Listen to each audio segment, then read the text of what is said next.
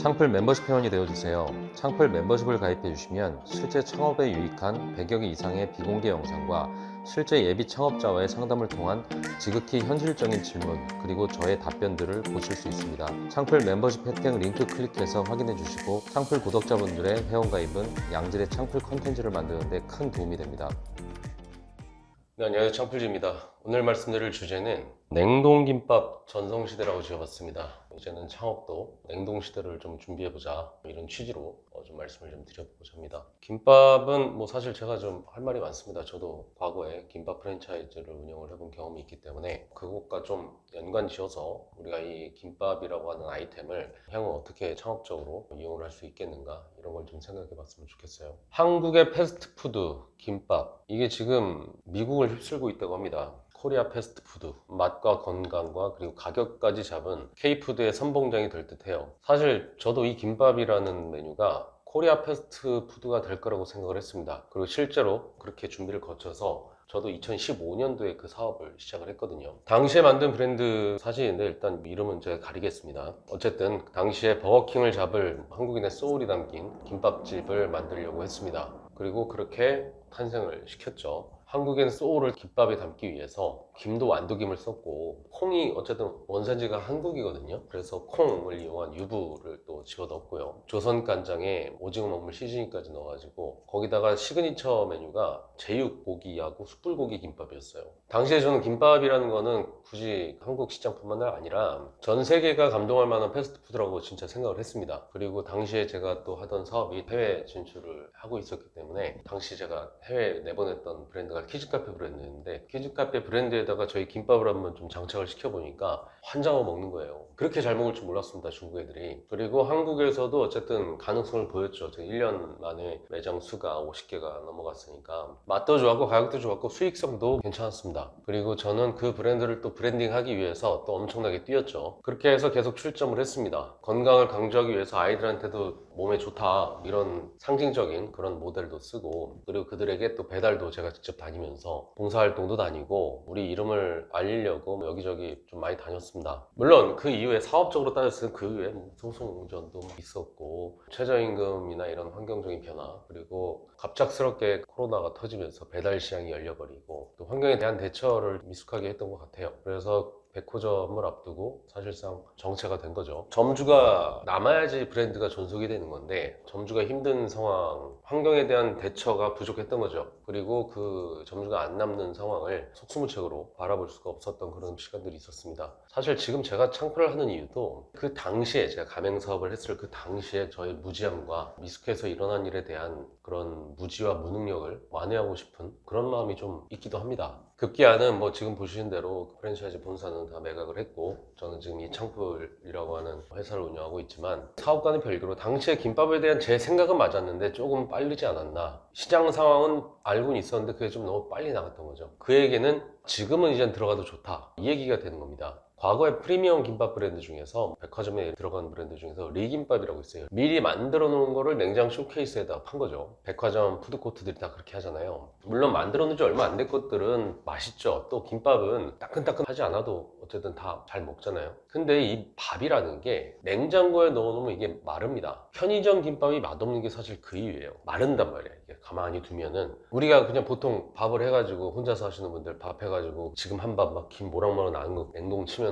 오히려 전자레인지 데우면 이게 맛있잖아요. 근데 냉장으로 보관하면 이걸 마르는 거예요. 그렇다고 냉장도 안 해놓으면 김밥은 상합니다. 그 안에 뭐 이것저것 들어가니까 야채나 이런 것들이 들어가니까 상해요. 김밥의 단점이 사실 상한다는 데 있는 겁니다. 그래서 일본 사람들은 초밥을 먹잖아요. 초를 넣는단 말이지. 김에다 초를 넣으니까 유지가 되는 건데 우리나라는 몰라요. 참기름 넣잖아요. 그러니까 더 상하죠 이게. 우리나라도 경기 안 좋고 미국도 경기가 안 좋잖아요. 근데 미국 사람들이라고 다 잘 삽니까? 빈부격차 오히려 더 심하죠. 방금 막 말아놓은 김밥은 손이 많이 갑니다. 그리고 손이 많이 가니까 인건비가 많이 들죠. 그렇다고 지금 당장 말아서 줬다고 해서 김밥이 다 맛있냐? 또 그런 것도 아니잖아요. 맛없게 마시는 분들도 있는 것처럼. 사실상 공장에서 만들어낸 김밥은 대량 구매라고 대량 보관이 가능하기 때문에 저렴한 금액으로도 판매가 가능하고요. 그렇게 인건비를 아낀 거잖아요. 어차피 인건비를 아낀 돈으로도 오히려 재료 퀄리티를 높일 수가 있죠. 그리고 맛도 일정하죠. 쌀과 뭐 야채 그리고 고기 뭐 이런 것들이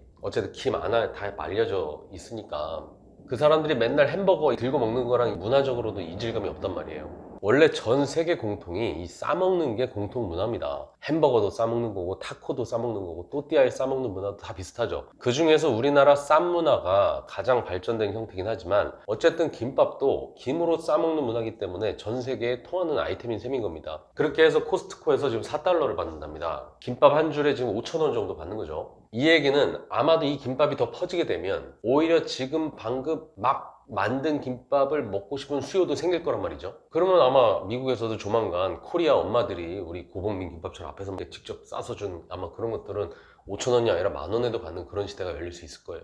코리아 스탠다드 파워가 세질 겁니다. 미국인들의 아메리카 스탠다드가 아니라 코리아 엄마가 인정하는 맛, 한국인이 인증한 맛을 파는 김밥이 경쟁력이 되는 시대가 온다는 거죠. 이 냉동김밥은 사실 창업을 준비하는 우리 같은 사람들은 더 잘 알아야 되는 게 이 냉동식품이라는 편견을 지금 미국이라고 하는 최강대국이 깨줬단 말이에요. 줄 서서 먹고 없어서 막 못 파니까 세계 최강대국 미국이 사랑하게 되는 상황이 돼버린 건데 이 김밥의 노하우라는 건 사실 우리나라만큼 더 많이 가지고 있는 사람들이 어디 있습니까? 심지어는 대한민국 엄마들 중에 김밥 못 사시는 분들이 어디 있어요? 김밥이 인건비 때문에 힘들어가지고 김밥 많은 기계, 김밥 써는 기계 자동화를 하는 판인데 우린 차라리 그런 기계들을 가져다 놓고 미리 만들어가지고 냉동을 쳐놔도 되는 거잖아요. 리김밥처럼 냉장 쇼케이스가 아니고 냉동 쇼케이스여서도 좋고 굳이 쇼케이스 할 필요 없이 그냥 주문하면 꺼내서 줄 수도 있는 거죠. 국수집이라고 예를 들어보자고요. 김밥집이 아니라 내가 지금 국수집을 문을 열었어. 그럼 중요한 건 국수만 사람 인건비 써서 말아서 주면 되는 거고 나머지 김밥은 전자레인지 데워서 주면 되잖아요. 오히려 냉동을 시키는 그 용기, 담는 용기 싸움이 될 수도 있어요. 전자레인지 열이 골고루 이게 전달되게끔 해가지고 우리 편의점에서 김밥 먹으면 이게 열 전달이 안 되니까 이 꼬다리 부분은 되게 뜨거워지는데 이 안에는 잘 데워지지가 않잖아요. 그런 것들을 좀 균일하게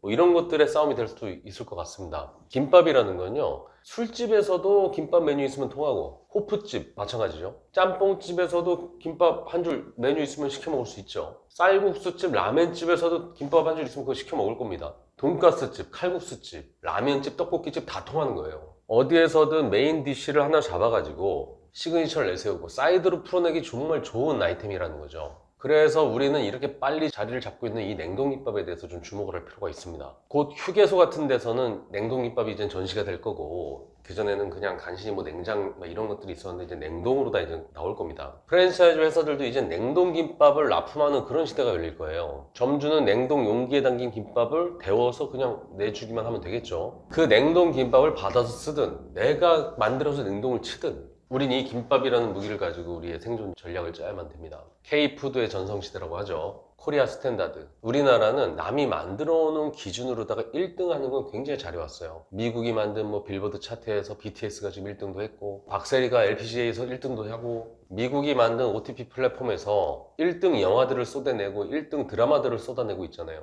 그들이 만든 대회나 뭐 수학경시대회 이런 데 가면 한국 사람들이 1등 합니다. 남들이 만들어 놓은 그 스탠다드에서 1등 하는 걸 가장 잘하는 민족이 우리 대한민국이었지만 스탠다드를 만들진 못했어요. 근데 이 K푸드 쪽에서는 우리가 스탠다드를 장악할 확률이 높습니다. 가장 한국적이기가 가장 세계적이라는 말이 요즘 많이 들리잖아요. 그리고 그 한식스러움의 대명사 김밥으로 틀어가지고 김밥 냉동을 쳐서 이 브랜드를 가지고 우리 대한민국 잘 되고 우리 초보 창업자들의 생존에도 돌파구가 되길 간절히 빌겠습니다. 이상 창필직이었습니다.